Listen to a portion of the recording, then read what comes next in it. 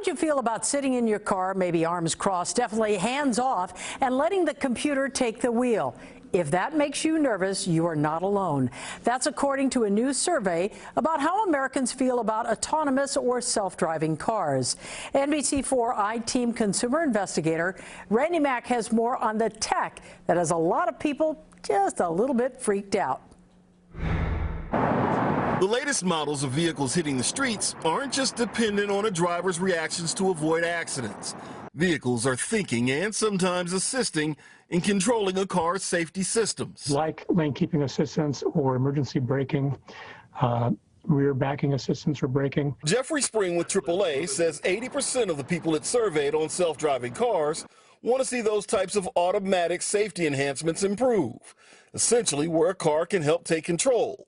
But a whopping 86% still say they're afraid to ride in a self-driving car. The 86% doesn't necessarily surprise me. Maybe just a little bit. I spoke with Pete Bigelow, transportation technology reporter with Auto News in Detroit. A little bit like asking someone, what did they think of an iPhone back in the era where we just had flip phones and there were no apps on our little microcomputers? The evolution of cell phones was built on consumer convenience and confidence. Bigelow says that's the trajectory of self-driving cars.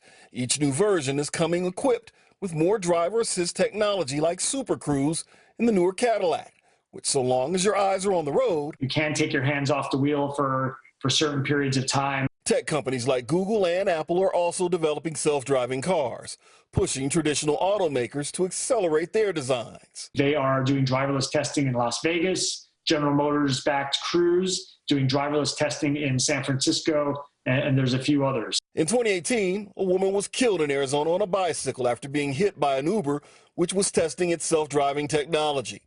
The Uber had a driver who was reportedly streaming a video at the time of the accident. The NTSB blamed the driver behind the wheel for being distracted. That driver was charged criminally. Uber's self-driving technology was not held responsible for the accident. This is a semi-autonomous car. A few years ago, I took a spin as the I-Team was invited to try an early version of self-driving technology in traffic on the I-10.